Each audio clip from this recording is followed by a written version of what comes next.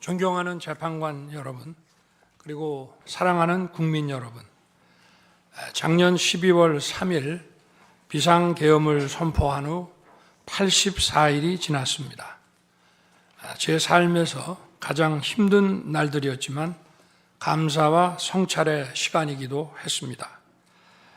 저 자신을 돌아보면서 그동안 국민들께 과분한 사랑을 받아왔다는 생각이 들었습니다. 감사한 마음이 들면서도 국민께서 일하라고 맡겨주신 시간에 제 일을 하지 못하고 있는 현실이 송구스럽고 가슴 아팠습니다. 한편으로 많은 국민들께서 여전히 믿어주고 계신 모습에 무거운 책임감도 느꼈습니다. 국민 여러분께 죄송하고 감사하다는 말씀 먼저 드리고 싶습니다. 제가 비상계엄을 선포하고 몇 시간 후 해제했을 때 많은 분들께서 이해를 못하셨습니다. 지금도 어리둥절해 하시는 분들이 있을 겁니다. 계엄이라는 단어에서 연상되는 과거의 부정적 기억도 있을 것입니다. 거대 야당과 내란 공작 세력들은 이런 트라우마를 악용하여 국민을 선동하고 있습니다. 그러나 12.3 비상계엄은 과거의 계엄과는 완전히 다른 것입니다. 무력으로 국민을 억압하는 계엄이 아니라 계엄의 형식을 빌린 대국민 호소입니다. 12.3 비상계엄 선포는 이 나라가 지금 망국적 위기 상황에 처해 있음을 선언하는 것이고, 주권자인 국민들께서 상황을 직시하고 이를 극복하는 데 함께 나서달라는 절박한 호소입니다. 무엇보다 저 자신, 윤석열 개인을 위한 선택은 결코 아니었다는 사실을 분명히 말씀드립니다. 저는 이미 권력의 정점인 대통령 자리에 있습니다. 대통령에게 가장 편하고 쉬운 길은 힘든 일을 굳이 벌이지 않고 사회 여러 세력과 잘 타협하고 모든 사람들에게 듣기 좋은 말을 하면서 임기 5년을 안온하게 보내는 것입니다. 일하겠다는 욕심을 버리면 치열하게 싸울 일도 없고 어려운 선택을 할 일도 없어집니다. 저 개인의 삶만 생각한다면 정치적 반대 세력의 거센 공격을 받을 수 있는 이런 비상계엄을 선택할 이유가 전혀 없습니다. 저는 비상계엄을 결심했을 때 제게 많은 어려움이 닥칠 것을 당연히 예감했습니다. 거대 야당은 제가 독재를 하고 집권 연장을 위해 비상계엄을 했다고 주장합니다. 내란죄를 씌우려는 공작 프레임입니다. 정말 그런 생각이었다면 고작 280명의 실무장도 하지 않은 병력만 투입하도록 했겠습니까? 주말이 아닌 평일에 계엄 선포를 하고 계엄을 선포한 후에 병력을 이동시키도록 했겠습니까? 심판정 증거조사에서 드러난 사실에 의하면 그나마 계엄 해제 요구 결의 이전에 국회에 들어간 병력은 106명에 불과하고 본관에 들어간 병력은 15명입니다. 15명이 유리창을 깨고 들어간 이유도 자신들의 근무 위치가 본관인데 입구를 시민들이 막고 있어서 충돌을 피하기 위해 불 꺼진 창문을 찾아 들어간 것입니다. 또한 국회의 해제 요구 결의가 이루어진 이후에 즉시 모든 병력을 철수했습니다. 투입된 군의 병력이 워낙 소수이다 보니 국회 외곽 경비와 질서 유지는 경찰에 요청했습니다. 경찰은 인근 전장년 집회 대응 경력 300명을 국회 외곽에 보냈습니다. 부상당한 군인들은 있었지만 일반 시민들은 단 한 명의 피해도 없었습니다. 처음부터 저는 국방장관에게 이번 비상계엄의 목적이 대국민 호소용임을 분명히 밝혔습니다. 또한 국회의 계엄 해제 요구가 신속히 뒤따를 것이므로 계엄 상태가 오래가지 않을 것이라고 했습니다. 하지만 그런 내용을 사전에 군 지휘관들에게 그대로 알릴 수는 없었습니다. 그래서 최소한의 병력을 실무장하지 않은 상태로 투입함으로써 군의 임무를 경비와 질서 유지로 확실하게 제한한 것입니다. 많은 병력이 무장 상태로 투입되면 아무리 조심하고 자제하라고 해도 군중과 충돌하기 쉽습니다. 그런 일이 발생하지 않도록 원천 차단한 것이고 실제 결과도 예상대로였습니다. 제가 소수의 병력, 비무장, 경험 있는 장병 이 세 가지를 장관에게 명확히 지시한 이유입니다. 그런데도 거대 야당은 이것을 내란이라고 주장하고 있습니다. 병력 투입 시간이 불과 2시간도 안 되는데 2시간짜리 내란이라는 것이 있습니까? 방송으로 전 세계, 전 국민에게 시작한다고 알리고 국회가 그만두라 한다고 바로 병력을 철수하고 그만두는 그런 내란을 보셨습니까? 대통령이 국회를 장악하고 내란을 일으키려 했다는 주장은 어떻게든 대통령을 끌어내리기 위한 선동 공작입니다. 대통령의 법적 권한인 계엄 선포에 따라 계엄 사무를 하고 질서 유지 업무를 담당한 공직자들이 이러한 내란몰이 공작에 의해 지금 고초를 겪고 있는 모습을 보고 있으면 가슴이 찢어지는 것 같습니다. 이분들이 대통령의 장기 독재를 위해 일을 했겠습니까? 대한민국의 현실에서 이러한 장기 독재를 상상도 할 수 없다는 사실을 잘 아는 사람들이고 이미 자기 분야에서 최고의 위치에 올라 더 바랄 것도 없는 분들입니다. 이분들은 대통령의 법적 권한 행사에 따라 맡은 바 직무를 수행한 것뿐입니다. 헌법재판관 여러분, 그리고 국민 여러분, 대통령의 자리에서 많은 정보를 가지고 국정을 살피다 보면 남들에게는 보이지 않는 것들, 겉으로는 잘 드러나지 않는 문제점들이 많이 보이게 됩니다. 당장은 괜찮아 보여도 얼마 뒤면 큰 위기로 닥칠 일들이 대통령의 시야에는 바로 들어옵니다.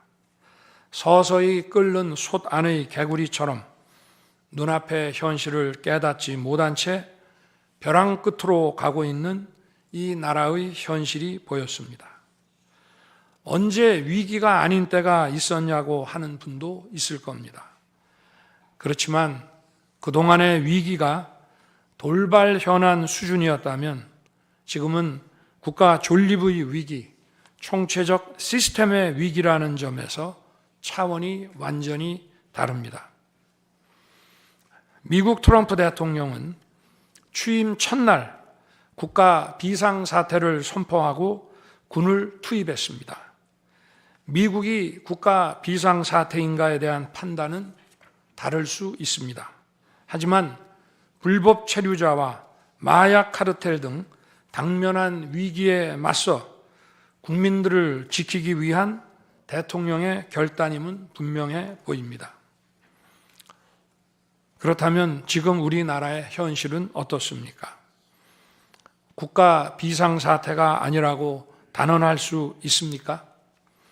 북한을 비롯한 외부 주권 침탈 세력들과 우리 사회 내부의 반국가 세력이 연계하여 국가 안보와 계속성을 심각하게 위협하고 있습니다. 이들은 가짜뉴스, 여론 조작, 선전선동으로 우리 사회를 갈등과 혼란으로 몰아넣고 있습니다. 당장 2023년 적발된 민주노총 간첩단 사건만 봐도 반국가 세력의 실체를 쉽게 확인할 수 있습니다. 이들은 북한 공작원과 접선하여 직접 지령을 받고 군사시설 정보 등을 북한에 넘겼습니다. 북의 지령에 따라 총파업하고 미국 대통령 방한 반대, 한미연합훈련 반대, 이태원 참사 반정부 시위 활동 등을 펼쳤습니다. 심지어 북한의 지시에 따라 총선과 대선에 개입한 정황도 드러났습니다. 지난 대선 직후에는 대통령 탄핵의 불씨를 지필하면서 구체적인 행동 지령까지 내려왔습니다. 실제로 대통령 당선인이 취임하기도 전인 2022년 3월 26일 윤석열 선제 탄핵 집회가 열렸고, 그때부터 2024년 12월 초까지 무려 178회의 대통령 퇴진 탄핵 집회가 열렸습니다. 이 집회에는 민노총 산하 건설 노조, 언론 노조 등이 참여했고 거대 야당 의원들도 발언대에 올랐습니다. 결국 북한의 지령대로 된 것 아닙니까? 요즘 세상에 간첩이 어디 있냐고 말하는 분들도 있습니다. 하지만 간첩은 없어진 것이 아니라 대한민국의 자유민주주의를 무너뜨리는 체제 전복 활동으로 더욱 진화한 것입니다. 그런데 이러한 간첩 활동을 막는 우리 사회의 방어막은 오히려 약해지고 곳곳에 구멍이 난 상태입니다. 지난 민주당 정권의 입법 강행으로 2024년 1월부터 국정원의 대공수사권이 박탈됐습니다. 간첩단 사건은 노하우가 축적된 기관에서 장기간 치밀하게 수사를 해야 합니다. 그런데 제대로 준비할 시간도 없이 전문성과 경험이 부족한 경찰에 대공수사권이 넘어가 버렸습니다. 간첩이 활개치는 환경이 만들어진 것입니다. 게다가 애써 잡아도 재판이 장기간 방치되는 상황까지 발생하고 있습니다. 현재 재판이 진행 중인 간첩 사건이 민노총 간첩단, 창원 간첩단, 청주 간첩단, 제주 간첩단 등 4건이나 됩니다. 그런데 청주 간첩단 사건은 1심 판결까지 29개월이 넘게 걸렸고, 민노총 간첩단 사건도 1심 판결에 1년 6개월이 걸렸습니다. 이들은 구속기간 만료 후 석방되어 1심 판결로 법정 구속이 될 때까지 버젓이 활보하고 다녔습니다. 현재 창원 간첩단 사건은 2년 가까이 재판이 중단되어 있고, 제주 간첩단 사건도 1년 10개월째 재판이 파행 중입니다. 모두 석방된 상태입니다. 간첩을 잡지도 못하고 잡아도 제대로 처벌도 못하는데 이런 상황이 과연 정상입니까? 그런데도 거대 야당은 민노총을 옹호하기 바쁘고 국정원 대공수사권 박탈에 이어 국가보안법 폐지까지 주장하고 있습니다. 경찰의 대공수사에 쓰이는 특활비마저 전액 삭감해서 영원으로 만들었습니다. 한마디로 간첩을 잡지 말라는 것입니다. 작년에는 중국인들이 드론을 띄워 우리 군사기지, 국정원, 국제공항과 국내 미군 군사시설을 촬영하다 연이어 적발되었습니다. 이들을 간첩죄로 처벌하기 위해서는 법률을 개정해야 하는데 거대 야당이 완강히 거부하고 있습니다. 국가 핵심 기술을 유출하는 산업 스파이도 최근 급증하고 있습니다. 반도체, 디스플레이 등 기술 유출 피해가 수십조 원에 달하는데 그 3분의 2가 중국으로 유출됩니다. 중국은 사진 한 장만 잘못 찍어도 우리 국민을 마음대로 구금하는 강력한 반간첩법을 시행하고 있는데 거대 야당은 산업 스파이를 막기 위한 간첩죄 법률 개정조차 가로막고 있습니다. 또한 거대 야당은 방산 물자를 수출할 때 국회 동의를 받도록 하는 방위사업법 개정안을 당론으로 추진하고 있습니다. 방산 비밀 자료를 국회에 제출해야 하고 거대 야당이 반대하면 방산 물자도 수출할 수 없게 됩니다. 국회에 제출된 방산 비밀 자료들이 제대로 보안 유지가 되며 적대 세력에 넘어가지 않는다고 누가 보장할 수 있겠습니까? 방산 기밀 자료가 이렇게 유출되면 상대국에서 우리 방산 물자를 수입하겠습니까? 북한, 중국, 러시아가 원치 않는 자유세계에 방산 수출을 하지 말라는 말과 같습니다. 방산 수출은 단순히 돈을 버는 것만이 아닙니다. 수출 상대국과 전략적 연대를 강화하고 더 나아가 자유세계 많은 국가들과 국방 협력을 이루어서 우리의 안보를 튼튼하게 하는 것입니다. 이러한 방산 수출을 권장하기는커녕 이렇게 방해하는 것이 결국 누구에게 도움되는 것입니까? 거대 야당은 우리 국방력을 약화시키고 군을 무력화하는 데도 앞장서고 있습니다. 여러분이 다 아시는 바와 같이 북한은 우크라이나에 많은 병력을 파병하여 러시아와 군사 밀착을 시도하고 있습니다. 우리에게 매우 심각한 안보 위협입니다. 그런데도 이를 살피기 위해 참관단을 보내려 하자 거대 야당은 당시 신원식 국방장관 탄핵까지 겁박하며 결사적으로 이를 막았습니다.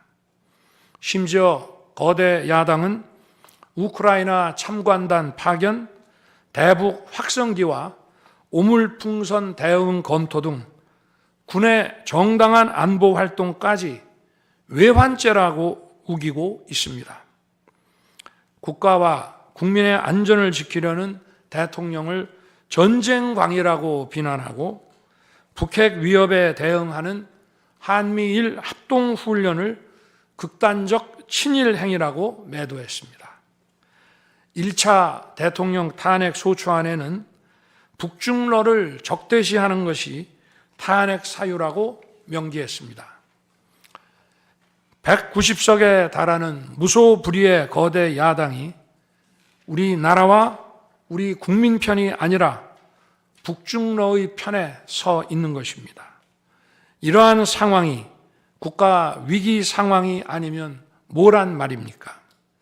이뿐이 아닙니다. 거대 야당은 핵심 국방 예산을 삭감하여 우리 군을 무력화하려 하고 있습니다. 거대 야당은 전체 예산 가운데 겨우 0.65%만 깎았을 뿐이라고 주장합니다. 그러나 그 0.65%가 어디냐가 중요한 것입니다. 마치 사람의 두 눈을 빼놓고 몸 전체에서 겨우 눈알 2개 뺐다고 말하는 것과 같은 얘기입니다. 거대 야당이 삭감한 국방 예산은 우리 군의 눈알과 같은 예산입니다. 북한 핵과 미사일 기지를 선제 타격하는 키일체인의 핵심인 정찰 자산 예산을 대폭 삭감했습니다. 핵심 전력인 지휘 정찰 사업 예산을 2024년 대비 4,852억 원 감액했고, 전술 데이터링크 시스템 성능 개량 사업은 무려 78%를 삭감했습니다. 우리 국민을 향해 날아오는 미사일을 요격하는 KAMD, 즉 한국형 미사일 방어 체계 구축도 예산 삭감으로 개발이 중단될 위기입니다. 장거리 함대공 유도탄 사업을 위해 예산 119억 5,900만 원을 책정했지만 96%를 삭감하고 5억 원만 남겼습니다. 정밀 유도포탄 연구 개발 사업은 84%를 삭감했습니다. 아무리 주먹이 세도 앞이 보이지 않으면 싸울 수 없듯이 감시 정찰 자산이 없으면 아무리 좋은 무기도 무용지물입니다. 게다가 최근 북한의 드론 공격이 큰 위협으로 대두되고 있습니다. 드론 방어 예산 100억 원 가운데 무려 99억 5,400만 원을 깎아서 사업을 아예 중단시켜버렸습니다. 도대체 누구의 지시를 받아서 이렇게 핵심 예산만 딱딱 골라 삭감했는지 저도 궁금할 지경입니다. 게다가 지난 민주당 정권은 국군 방첩사령부의 수사 요원을 2분의 1가량 대폭 감축하여 군과 방산에 대한 정보 활동과 방첩 활동에 심각한 타격을 주었습니다. 또 과거 간첩 사건과 연루된 인물을 국정원의 주요 핵심 간부로 발령내서 국정원이 방첩기관인지 정보 유출기관인지 모를 조직으로 방치하기도 했습니다. 지난 정부 시절 이런 일을 주도한 인물들이 여전히 거대 야당의 핵심 세력으로서 우리의 안보를 흔들고 있습니다. 우리 정부 들어 국가정보원이 국가안보의 중추기관으로 거듭날 수 있도록 노력하였고 국군 방첩사의 역량 보강을 위해 힘썼습니다마는 아직 문제의 뿌리를 제대로 다 드러내지 못했습니다. 부수고 깨뜨리기는 쉬워도 세우고 만들기는 어렵고 시간이 많이 걸리기 때문입니다. 이런 상황이 겉으로는 멀쩡한 것처럼 보이지만 실질적으로 전시사변에 못지않은 국가 위기 상황이라고 저는 판단하고 있습니다. 거대 야당은 야당에 대한 대통령의 인식을 탓하기 전에 공당으로서 국가에 대한 책임 있는 자세와 신뢰를 보여주는 게 우선이라고 저는 생각합니다. 저는 자유민주주의 헌법 원칙, 국가 안보, 핵심 국익 수호만 함께 한다면 어떤 정치 세력과도 기꺼이 대화하고 타협할 자세가 돼 있는 사람입니다. 나라와 국민을 위한 길에 좌파, 우파가 어디 있겠습니까? 하지만 자유를 부정하는 공산주의, 공산당 일당 독재, 유물론에 입각한 전체주의가 다양한 속임수로 우리 대한민국에 스며드는 것은 막아야 합니다. 이런 세력과 타협하고 흥정해서는 안 된다고 생각합니다. 우리가 가치를 공유하지 않는 나라와도 교역도 할 수 있고 국제 협력, 상호 이익을 추구할 수도 있습니다. 하지만 우리 정치 체제에 영향을 미치고 스며드는 것은 막아야 합니다. 그것이 국방 안보만큼 중요한 정치 안보입니다. 바로 우리의 자유민주주의를 지키는 길입니다. 자유민주주의 국가의 공당이라면 이런 세력을 옹호하고 이런 세력과 손잡는 일은 절대 해서는 안 되는 것입니다. 재판관 여러분, 그리고 국민 여러분, 거대 야당은 제가 취임하기도 전부터 대통령 선제 탄핵을 주장했고, 줄탄핵, 입법 폭주, 예산 폭거로 정부의 기능을 마비시켜 왔습니다. 거대 야당은 이러한 폭주까지도 국회의 정당한 권한 행사라고 강변합니다. 그러나 국회의 헌법적 권한은 국민을 위해 쓰라고 부여된 것입니다. 자신들의 정치적 목적을 위해 정부 기능을 마비시키는데 그 권한을 악용한다면 이는 헌정 질서를 붕괴시키는 국헌문란의 다름 아닙니다. 또한 거대 야당은 제가 비상계엄으로 국회의 권능을 마비시키려 했다며 내란몰이를 계속하고 있습니다. 하지만 거대 야당은 제가 대통령에 취임한 이후, 아니 취임하기도 전부터 지금까지 지속적으로 끈질기게 정부의 권능을 마비시켜 왔습니다.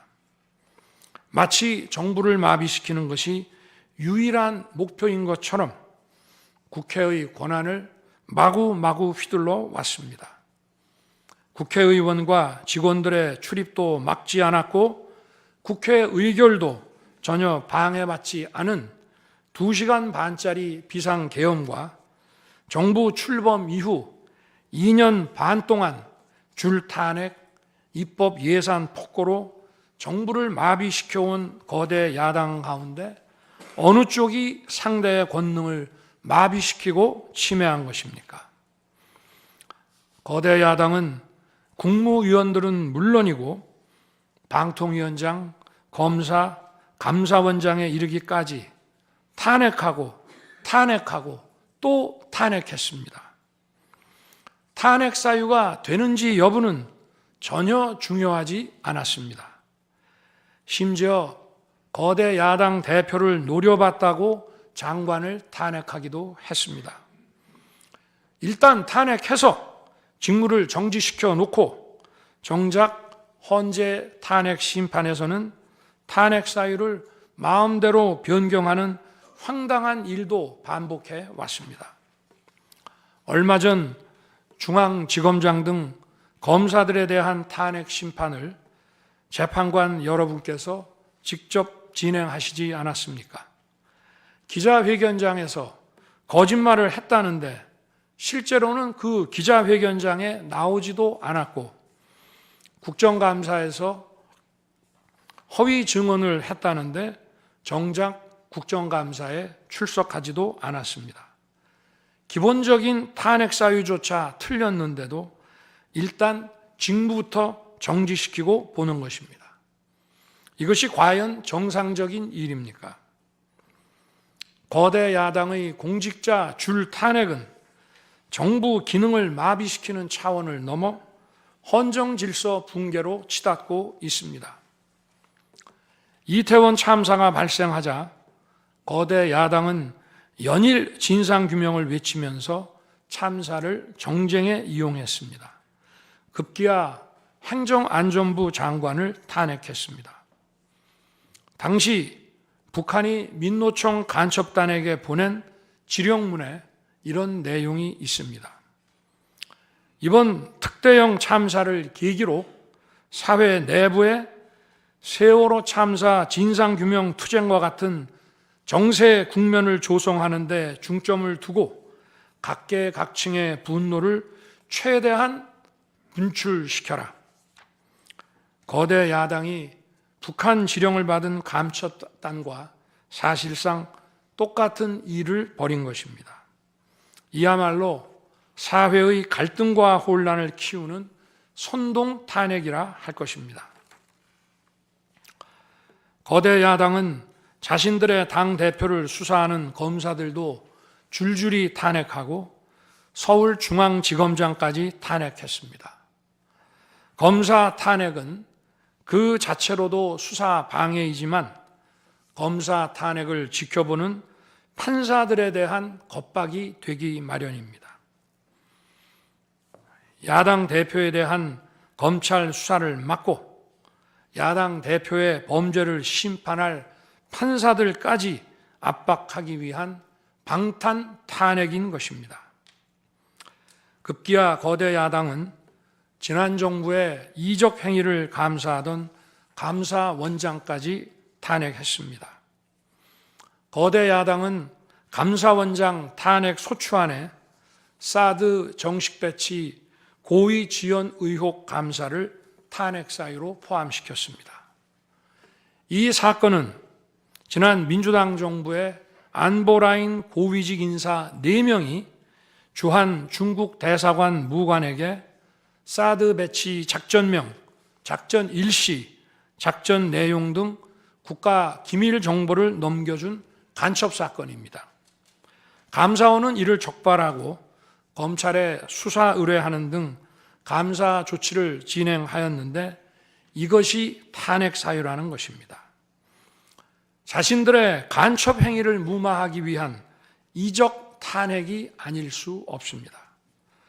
헌법기관인 감사원장에 대한 무차별 탄핵은 그 자체로도 심각한 헌법 파괴 행위이지만 이적 행위까지 탄핵으로 덮는 것을 보며 이야말로 자유민주주의를 무너뜨리는 망국적 위기 상황이라고 판단한 것입니다. 또 한편 정부 각 부처들은 국민의 세금으로 엄청난 규모의 예산을 사용 집행하고 있습니다. 수많은 산하 기관도 거느리고 있습니다. 그런데 이런 부처의 수장들을 탄핵 소추로 직무정지시켜 그 부처의 기능을 마비시키거나 심각하게 저해한다면 기회 비용과 재정적 측면에서도 국가와 국민에 얼마나 막대한 경제적 피해를 입히는 것이 되겠습니까? 거대 야당은 공직자를 무차별 탄핵 소추하고 소추인 난 변호사 비용도 국민 세금으로 사용하고 있습니다. 그렇지만 억울하게 탄핵 소추된 공직자들은 직무가 정지된 상황에서 자기 개인 자금으로 변호사 비용까지 조달해야 합니다. 정부 공직자들은 거대 야당의 이러한 폭거에 한없이 위축될 수밖에 없습니다. 이처럼 거대 야당은 선동 탄핵, 방탄 탄핵, 이적 탄핵으로 대한민국을 무너뜨리고 있습니다.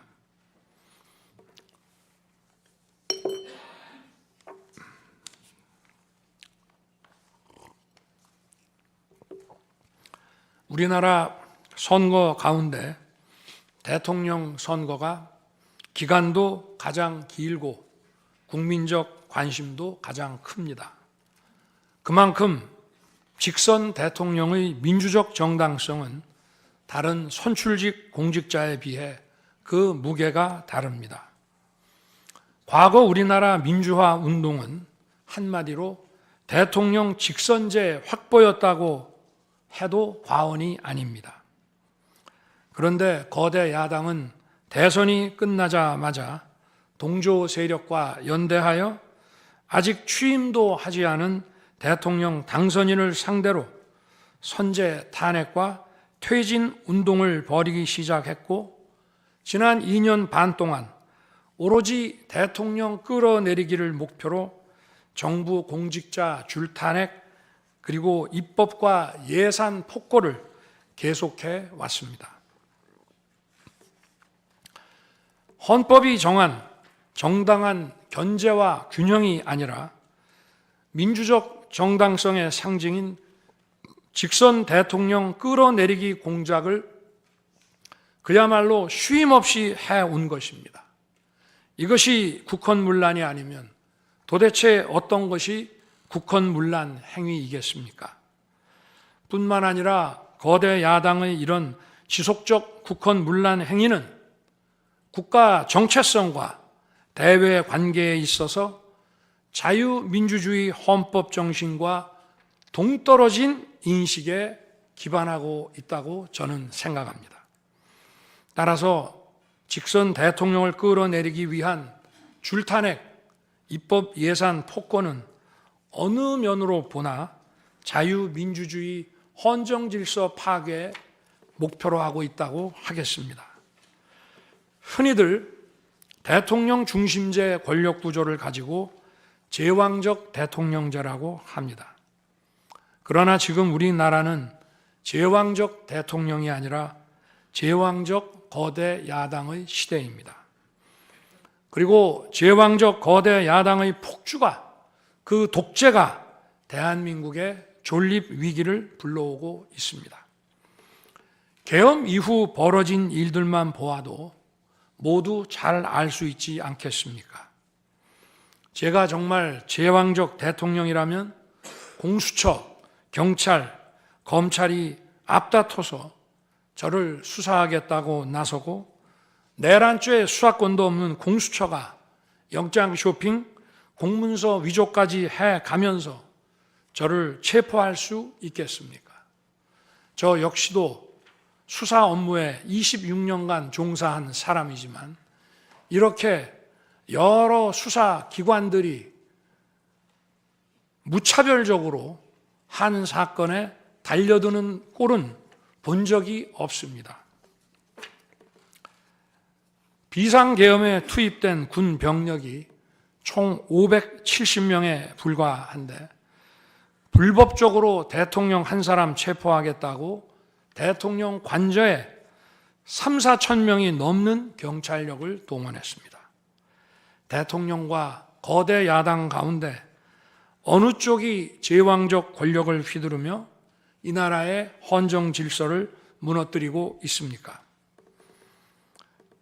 제가 비상계엄을 결단한 이유는 이 나라의 절체절명의 위기를 더 이상 방치할 수 없다는 절박함 그것이었습니다. 저는 주권자인 국민들께 이러한 거대 야당의 반국가적 패악을 알리고 국민들께서 매서운 감시와 비판으로 이를 제발 멈춰달라고 호소하고자 했습니다. 국정마비와 자유민주주의 붕괴를 막고 국가 기능을 정상화하기 위해 절박한 심정으로 계엄을 선포한 것입니다. 12.3 비상계엄의 선포는 국가가 위기 상황과 비상사태에 처해 있음을 선언한 것입니다. 국민을 억압하고 기본권을 제한하려는 것이 아니라 주권자인 국민께서 비상사태 극복에 직접 나주십사 하는 간절한 호소입니다. 그런데 거대 야당은 제가 국회의 요구에 따라 계엄을 해제한 그날부터 탄핵 시동을 걸었습니다. 하지만 비상계엄은 범죄가 아니고 국가 위기를 극복하기 위한 대통령의 합법적 권한 행사입니다. 저는 긴급 국무회의를 거쳐 방송을 통해 비상계엄을 선포했고 그 과정에서 거대 야당의 국회 독재가 망국적 위기를 초래하였다고 했기 때문에 많은 사람들이 국회로 몰려들 것이었고 계엄 상황에서 질서 유지를 위해 국회에 최소한의 병력을 투입했으며 국회가 해제 요구 결의를 하자 즉각 병력을 철수하고 국무회의를 소집해서 계엄을 해제했습니다. 다 알고 계시다시피 2023년 중앙선관위를 포함한 국가기관들이 북한에 의해 심각한 해킹을 당했습니다. 중앙선관위는 이 같은 사실을 국가정보원으로부터 통보받고도 다른 국가기관과 달리 점검에 제대로 응하지 않았습니다. 나중에 채용비리 사건 때문에 울며 겨자 먹기로 응한 일부 소극적 점검 결과 심각한 보안 문제가 드러났기 때문에 중앙선관위 전산 시스템 스크린 차원에서 소규모의 병력을 보낸 것입니다. 선거의 공정과 직결되는 중앙선관위의 전산 시스템 보안 문제는 우리 자유민주주의 체제의 핵심 공공재이자 공공자산을 지키는 일입니다. 더구나 그동안의 선거 소송에서 드러난 다량의 가짜 부정투표 용지, 그리고 투표 결과가 도저히 납득하기 어렵다는 통계학과 수리과학적 논거 등에 비추어 중앙선관위의 전산 시스템에 대한 투명한 점검 필요성이 꾸준히 제기되어 왔습니다. 이런 조치들의 어떤 부분이 내란이고 범죄라는 것인지 도대체 이해할 수가 없습니다.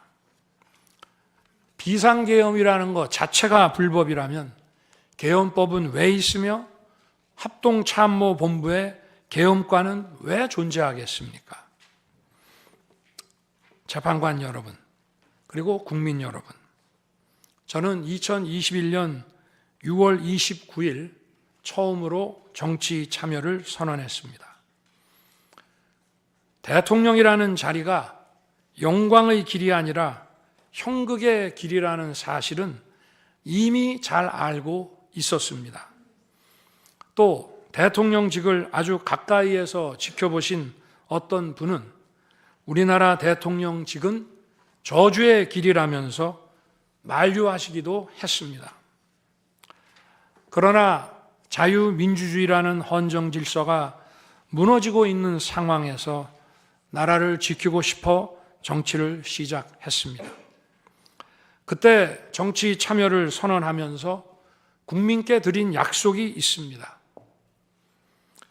우리의 미래를 짊어질 청년들, 국가를 위해 희생하신 분들, 산업화에 일생을 바친 분들, 나라의 민주화에 헌신하고도 묵묵히 생업에 종사하며 살아가시는 분들, 성실하게 세금을 내시는 분들, 이런 분들이 분노하지 않는 나라를 만들겠다는 약속이었습니다.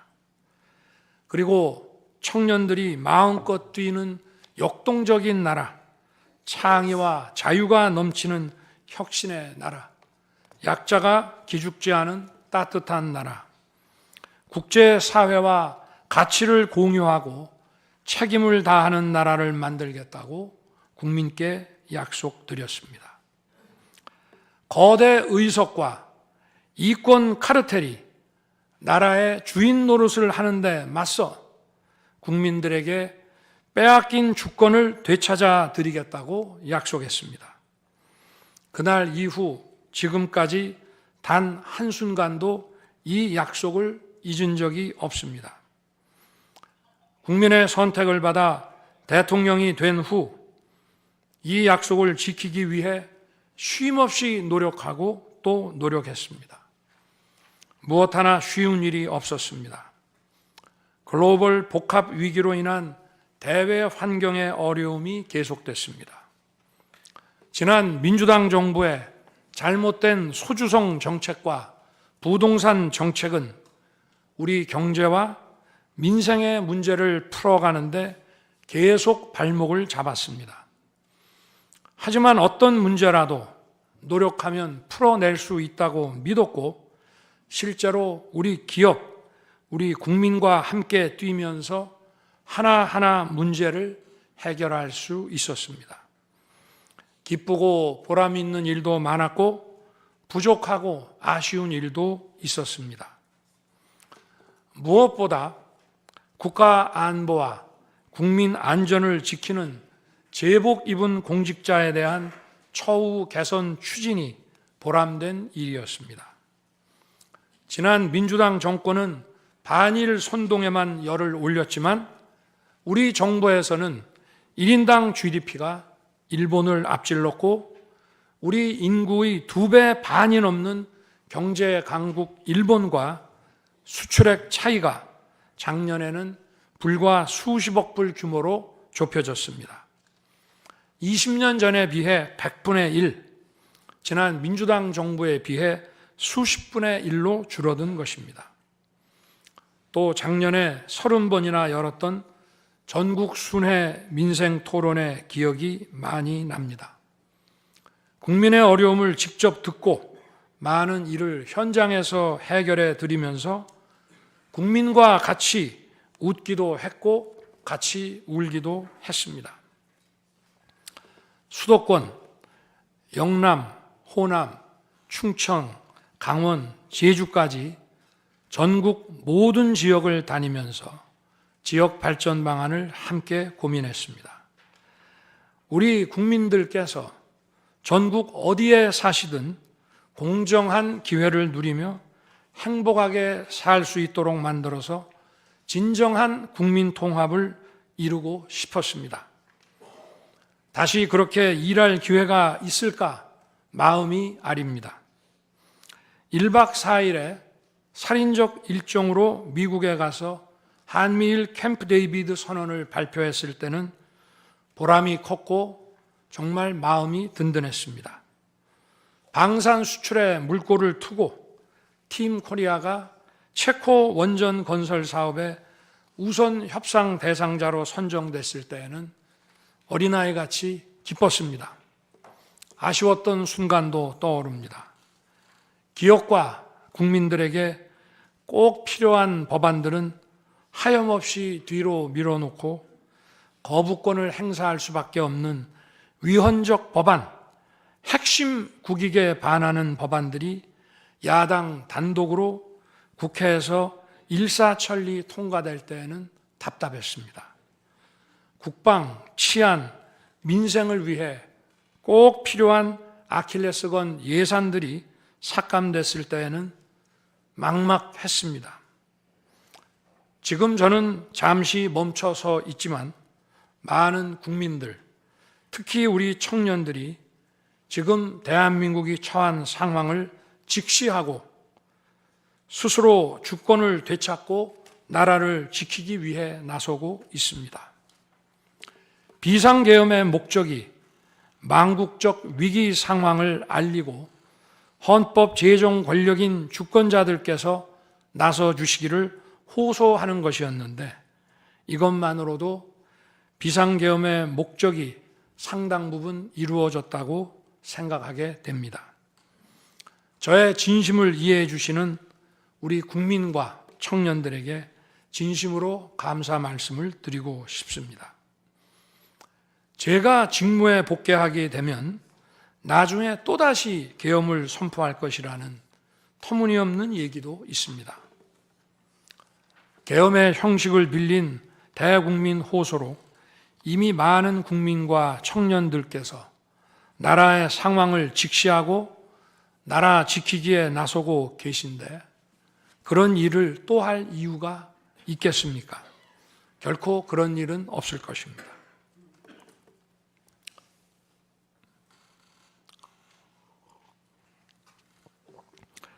헌법재판관 여러분, 그동안 심판정에서 다루어진 쟁점들 가운데 두 가지에 대해서만 간략히 말씀드리겠습니다.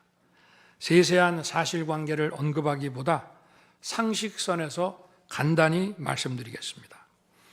우선 제가 국회의원을 체포하거나 본회의장에서 끌어내라고 했다는 것입니다. 정말 터무니없는 얘기입니다.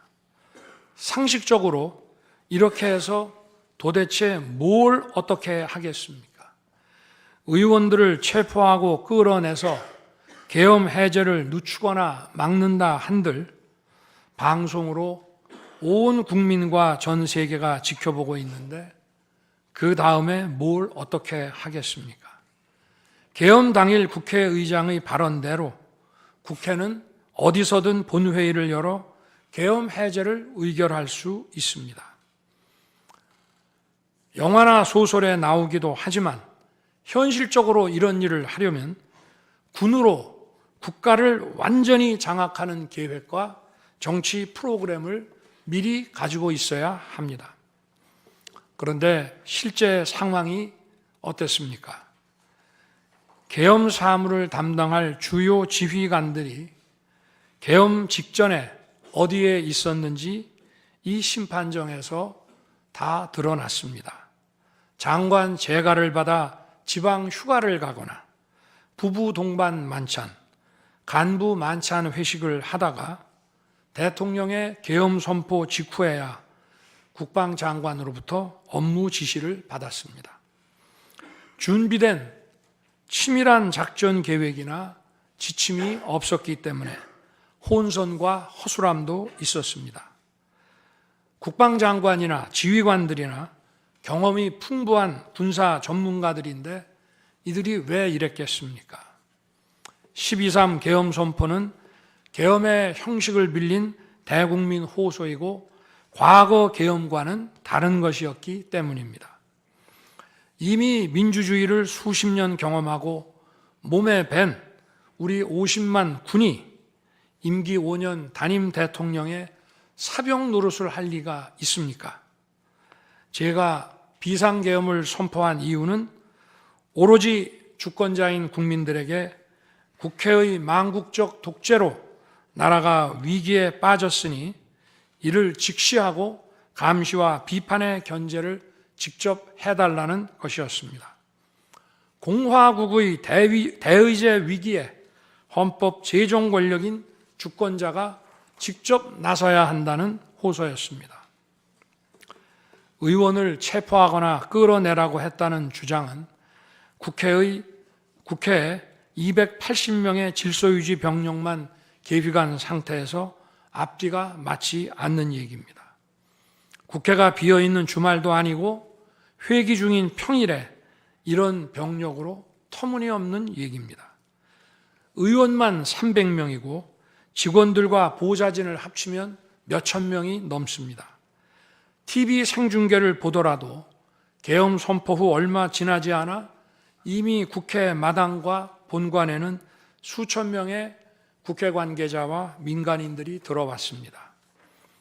실제로 계엄 선포 후 1시간 30분이 지나서야 질서유지 군 병력이 도착했고 경내에 진입한 병력이 106명, 그 중에서 본관에 들어간 병력이 겨우 15명인데 이런 극소수 병력을 가지고 국회의원을 체포하고 끌어낸다는 것이 말이 되겠습니까?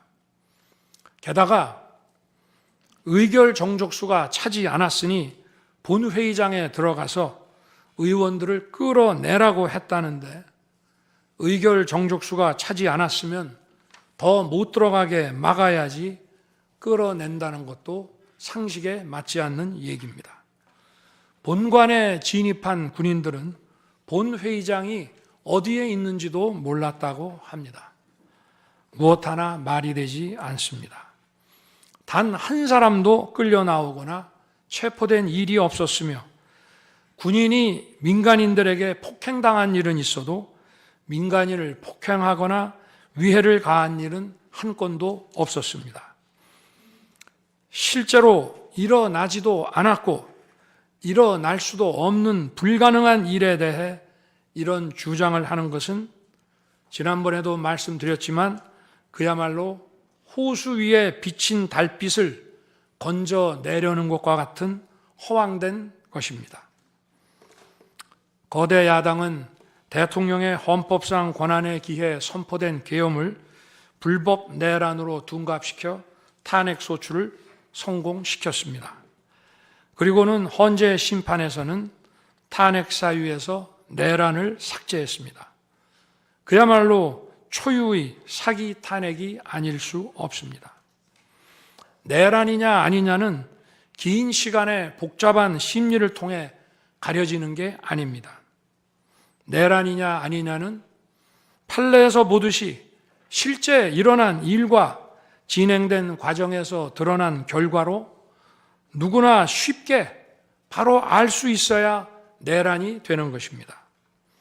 거대 야당과 소추단이 헌재 심판 대상에서 내란을 삭제한 이유는 심판의 심리 시간을 단축시키려는 것이 아니라 내란의 실체가 없기 때문입니다. 더구나 12.3 계엄은 발령부터 해제까지 역사상 가장 빨리 종결된 계엄입니다. 그러다 보니 계엄사령부 조직도 구성되지 못했고 예하 수사본부 조직도 전혀 만들어지지 못한 채 그냥 계엄이 종료됐습니다. 비상계엄 국무회의에 대해 간단히 말씀드리겠습니다. 계엄 당일 국무회의는 국무회의로 보기 어렵다는 주장이 있습니다. 그런데 국무회의를 할 것이 아니었다면 도대체 12월 3일 밤에 국무위원들이 대통령실에 온 이유를 오히려 제가 묻고 싶습니다. 국무회의가 아니라 간담회 정도였다는 주장도 있습니다만 그날이 간담회를 할 상황은 아닙니다. 간담회는 의사 정족수도 없는데 국무회의 의사 정족수가 찰 때까지 왜 기다렸겠습니까? 당일 저녁 8시 반부터 국무위원들이 차례로 오기 시작했고 저는 비상계엄에 대해 설명하고 국방장관은 계엄의 개요가 기재된 비상계엄 선포문을 나눠줬습니다. 국무위원들은 경제적, 외교적으로 어려움이 있다고 우려했고 저는 대통령으로서 각 부처를 관장하는 국무위원들의 생각과 다른 생각을 가지고 있으며 국가가 비상 상황이고 비상한 조치가 필요함을 설명했습니다. 그리고 각 부처 장관의 우려사항, 예를 들어 경제부총리의 금융시장 혼란 우려와 외교장관의 우방국 관계 우려는 제가 걱정하지 말라고 했습니다. 국무위원들이 과거의 계엄을 연상하고 있는 상황에서 저는 그냥 걱정하지 말라고 할 수밖에 없었습니다. 의사 정족수 충족 이후 국무회의 시간은 5분이었지만 그 이전에 충분히 논의를 한 것입니다. 다음 날 새벽 해제 국무회의는 소요 시간이 단 1분이었습니다. 실제 정례 주례 국무회의 경우에도 모두와 마무리 발언 등을 하고 많은 안건을 다루기 때문에 1시간가량 걸리지만 개별 안건의 심의 시간은 극히 짧습니다. 또한 비상계엄을 위한 국무회의를 정례 주례 국무회의처럼 하기는 어렵습니다. 보안 유지가 중요하고 그렇게 해야 혼란도 줄이고 질서 유지 병력도 최소화할 수 있기 때문입니다.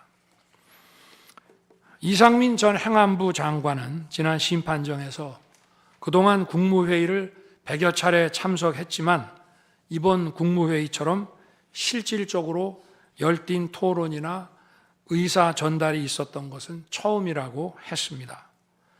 국무회의 배석을 위해 비서실장과 안보실장도 통상처럼 대통령실로 나오도록 했고 국가 안보의 문제이기도 해서 국정원장도 참석시켰습니다.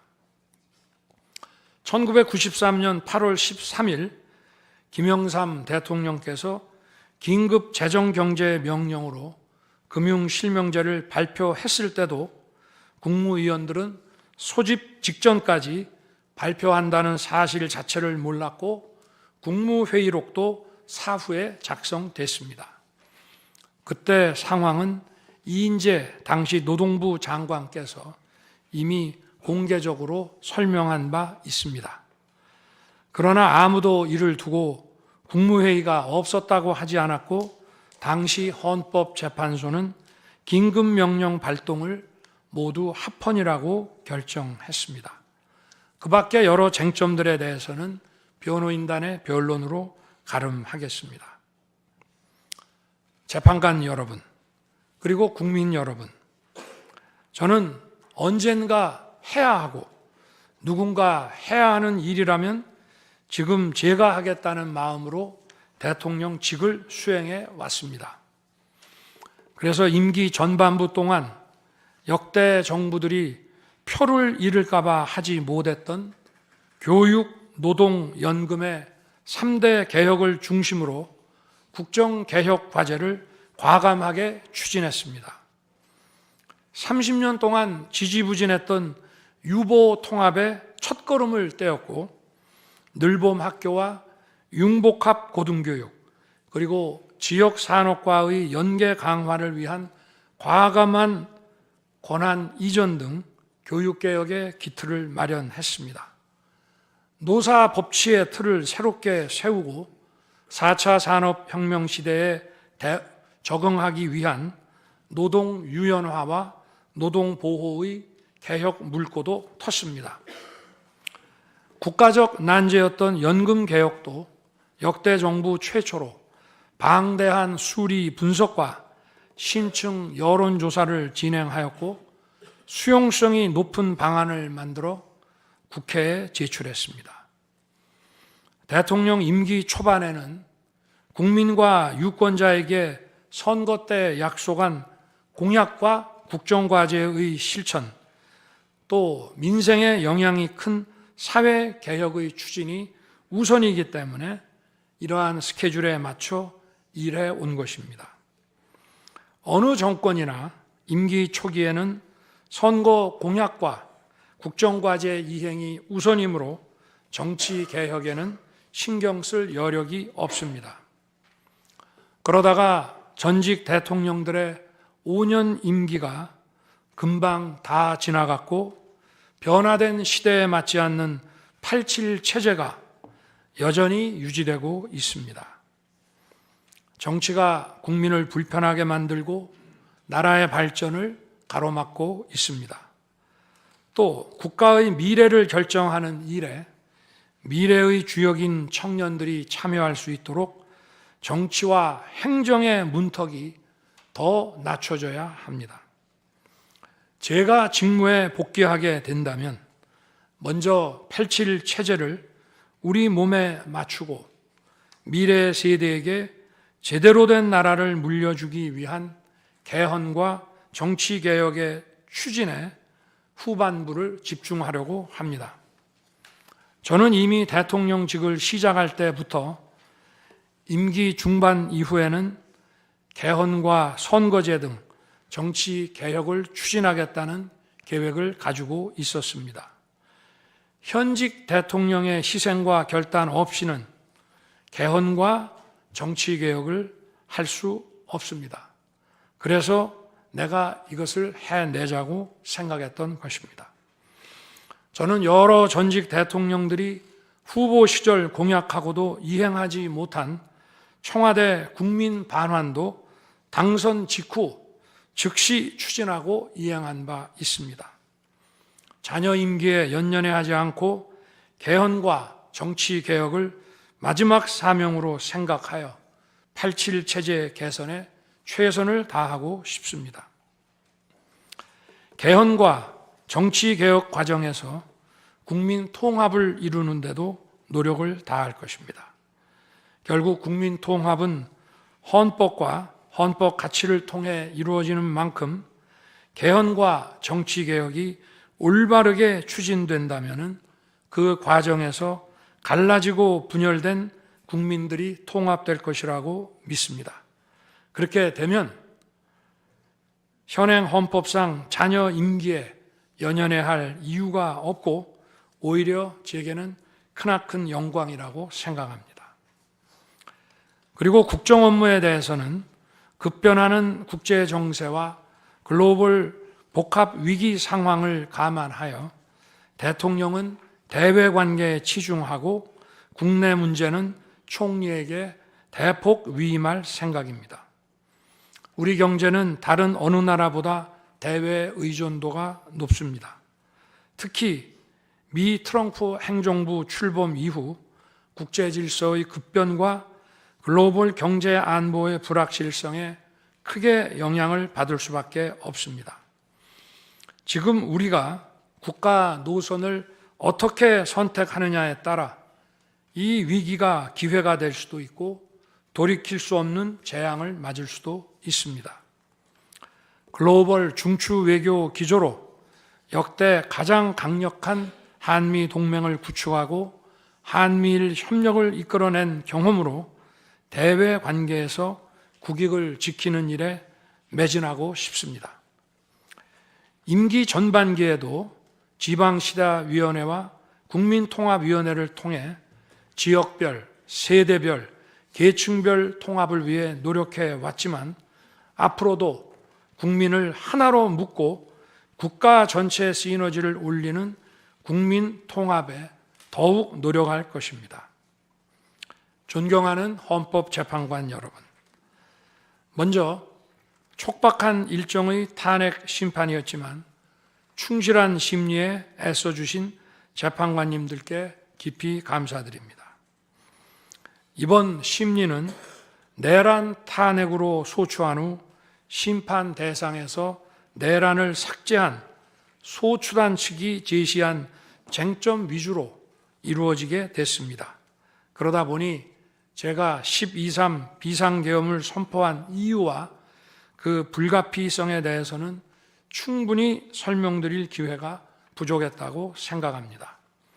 서면으로 성실하게 관련 자료를 제출하였으니 대통령으로서 고뇌의 결단을 한 이유를 깊이 생각해 주시기 바랍니다.